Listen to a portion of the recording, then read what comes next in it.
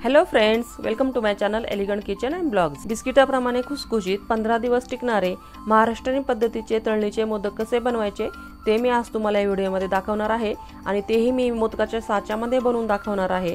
अगदी नवशिके देखील सहज बनवू शकतील इतकी सोपी रेसिपी आहे आणि या मोदकांसाठी लागणारे जे काही सारण मी आज तुम्हाला या व्हिडिओमध्ये दाखवणार आहे तर ते तुम्ही अगदी 1 महिन्यापर्यंत स्टोअर करून ठेवू शकता। ज्या ताई वर्किंग वुमन्स आहेत किंवा जॉब करतात, ज्यांना वेळ नसतो ऐनवेळी सर्व काही तयारी करण्यासाठी, त्या ताई अगोदरच अशा प्रकारचे सारण तयार करून ठेवू शकतात, म्हणजे ऐनवेळी त्यांची देखील धावपळ होणार नाही। मी हे मोदक चक्क गव्हाच्या पिठापासून बनवणार आहे, त्यामुळे हेल्दी देखील असणार आहेत। चला तर मग असे सोपे तळणीचे मोदक कसे बनवायचे ते बघूया।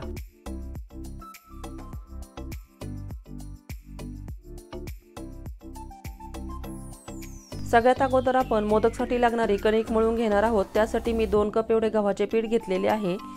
गव्हाच्या पिठाऐवजी तुम्ही मैदा देखील घेऊ शकता किंवा अर्धा मैदा अर्धे गव्हाचे पीठ असे देखील घेऊ शकता। त्यानंतर यामध्ये पाव चमचा एवढे मीठ टाकायचे आहे आणि त्यानंतर इथे मी थोडेसे तूप घेतलेले आहे आणि आता हे तूप आपल्याला कडकडीत गरम करून घ्यायचे आहे।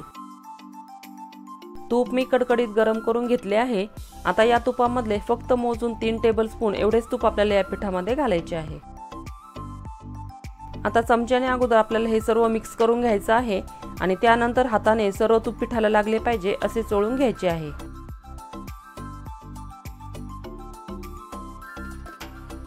त्यानंतर नॉर्मल पाण्याने हे पीठ आपल्याला पुरीच्या पिठाप्रमाणे घट्टसर मळून घ्यायचं आहे। हे बघा, अशा प्रकारे मी कणिक घट्टसर मळून घेतलेली आहे। आता यावर झाकण ठेवायचं आहे आणि ही कणिक आपल्याला कमीत कमी 1 तास तरी भिजू द्यायची आहे। कणिक भिजते आहे तोपर्यंत आपण मोदकासाठी लागणारे सारण तयार करूया। तर त्यासाठी मी इथे कढई ठेवलेली आहे गॅसवर आणि त्यामध्ये मी 2 टीस्पून एवढी खसखस घालत आहे आणि आता ही खसखस आपल्याला लो टू मीडियम फ्लेमवर खरपूस भाजून घ्यायची आहे।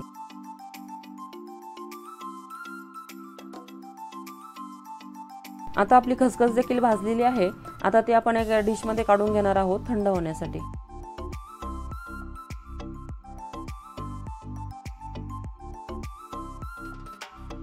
आता त्याच कढईमध्ये मी 2 कप एवढं किसलेलं सुकं खोबरं घेतलेलं आहे आणि वजनी प्रमाणामध्ये 300 ग्रॅम खोबरं आहे हे। आता हे खोबरं आपल्याला मीडियम फ्लेमवर छान खरपूस भाजून घ्यायचं आहे। हे सारण अगदी महिनाभर आरामात टिकते। या सारणाला वास देखील येत नाही किंवा हे सारण खराब देखील होत नाही, कारण या सारणामध्ये आपण खोबरे भाजून घेत आहोत आणि बाकीचे साहित्य देखील आपण भाजूनच घेत आहोत। हे बघा, आपले खोबरे देखील छान खरपूस भाजले गेलेले आहे आणि याला कलर देखील छान लाईट गोल्डन आलेला आहे। आता हे खोबरं आपल्याला एका डिशमध्ये काढून घ्यायचं आहे आणि पसरून ठेवायचं आहे, जेणेकरून हे खोबरं लवकर थंड होईल। आणि हे खोबरं भाजण्यासाठी मला 5 ते 6 मिनिट लागलेले आहेत लो टू मीडियम फ्लेमवर।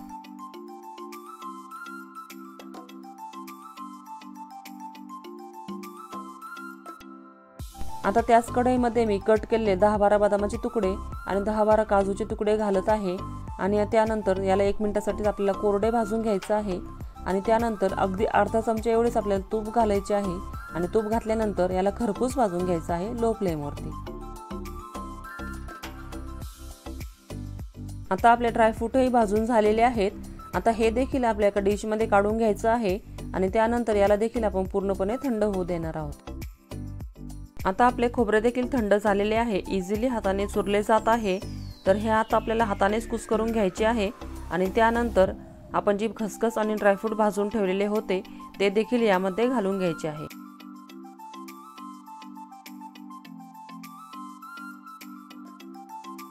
आता यामध्ये अर्धा टीस्पून एवढी विलायची पावडर घालायची आहे आणि याला छान मिक्स करून घ्यायचं आहे।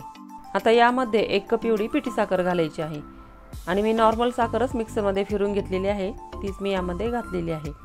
आता ही देखील आपल्याला छान मिक्स करून घ्यायची आहे आणि हे साखरेचे प्रमाण अगदी योग्य आहे, तर तुम्ही तुमच्या आवडीनुसार साखर कमी जास्त देखील घेऊ शकता।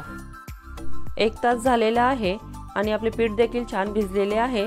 आता हे पीठ आपल्याला 1 ते 2 मिनिटांसाठी छान मळून घ्यायचे आहे, जेणेकरून हे थोडेसे सॉफ्ट होईल। मोदक तयार करण्यासाठी इथे मी मोदकाचा मोठ्या साईजचा साचा घेतलेला आहे आणि आता या साच्याला आपल्याला अगोदर तूप लावून घ्यायचं आहे।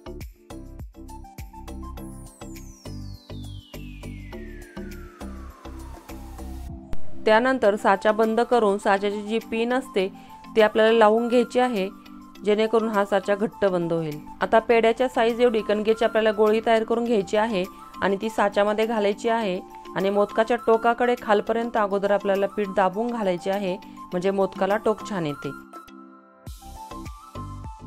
त्यानंतर साचा गोल गोल फिरवत आणि बोटाने पीठ दाबत साच्यामध्ये पसरून घ्यायचे आहे। करायला लागले की आपोआप कळते की कुठे पीठ जास्त झाले आहे आणि कुठे कमी। व्हिडिओमध्ये दाखवत आहे त्याप्रमाणे आतमधून हे पीठ आपल्याला दाबून दाबून वरपर्यंत पसरून घ्यायचे आहे।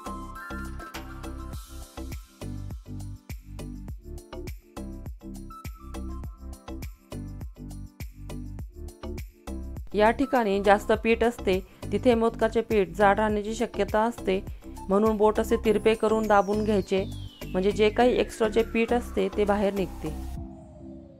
हे बघा, अशा प्रकारे मी कणिक मोदकाच्या साच्यामध्ये पसरून घेतलेली आहे। आणि आता यामध्ये सारण भरण्यासाठी आपला मेजरिंग कप मधला जो 1/4 टीस्पून जो असतो त्याचा आपण वापर करायचा आहे, म्हणजे हे सारण बाहेर न सांडता व्यवस्थित भरले जाईल। मोदकामध्ये सारण आपल्याला अगदी दाबून भरायचे आहे आणि वरती जी कणिक आलेली आहे तीच दाबून आपल्याला मोदकाला बंद करायचे आहे। आणि त्यानंतर साच्याचे पिन आपल्याला काढायचे आहे आणि अलगद हा साचा उघडायचा आहे आणि त्यानंतर यामधून मोदक आपल्याला बाहेर काढून घ्यायचा आहे।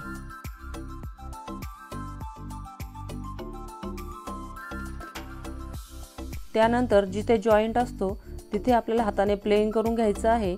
आणि तुम्ही बघू शकता किती छान आपला इथे मोदक तयार झालेला आहे, किती छान त्याला कळ्या पडलेल्या आहेत। आणि असाच मी दुसराही मोदक तयार केलेला आहे। आणि आता याप्रमाणे मी सर्व मोदक तयार करून घेते आणि त्यानंतर तुम्हाला दाखवते। अशा प्रकारे मी सर्व मोदक तयार करून घेतलेले आहेत आणि 2 कप पिठामध्ये इथे माझे मोठ्या साईजचे 15 मोदक तयार झालेले आहेत। आणि आता हे उरलेले सारण तुम्ही 1 महिन्यापर्यंत एअरटाईट कंटेनरमध्ये भरून स्टोअर करून ठेवू शकता आणि तुम्हाला जेव्हा पाहिजे असेल तुम्ही त्याचे मोदक तयार करून खाऊ शकता। इकडे मी तेलही तापत ठेवलेले होते आणि आता आपलं तेलही तापलेले आहे। तेल आपल्याला मीडियम गरम हवे आहे। आता यामध्ये मी अगोदर एकच मोदक तळून बघणार आहे। मोदक तेलामध्ये सोडल्यानंतर याप्रमाणे झाऱ्याने त्यावर तेल उडवायचे आहे, जेणेकरून मोदक सर्व बाजूने एकसारख्या रंगावर तळला जाईल। वरून थोडासा कलर यायला लागला की गॅसची फ्लेम आपल्याला लो करायची आहे आणि लो फ्लेमवरच आपल्याला मोदक तळून घ्यायचा आहे, म्हणजे आपला मोदक आतपर्यंत व्यवस्थित तळला जातो आणि एकदम खुसखुशीत देखील बनतो।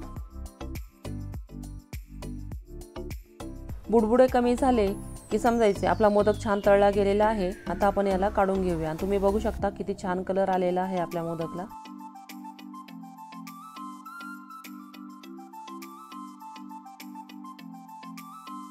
आता मी कढईमध्ये एका वेळी 7 मोदक सोडत आहे आणि सोडल्यानंतर यावर देखील आपल्याला झाऱ्याने तेल उडवायचे आहे, म्हणजे हे मोदक एकमेकांनाही चिटकत नाही आणि कढईला देखील चिटकत नाही।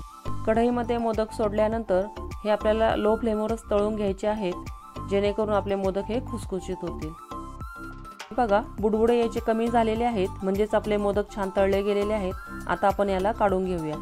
तुम्ही बघू शकता किती छान कलर आलेला आहे आपल्या मोदकांना। तुम्ही बघू शकता एकही मोदक आपला फुटलेला नाहीये, किती छान आपले मोदक तयार झालेले आहेत। खूप खुसखुशीत बनतात हे मोदक, अगदी 15 दिवस आरामात टिकतात। तसेच आता मी सगळे मोदक तयार करून घेते आणि त्यानंतर तुम्हाला दाखवते।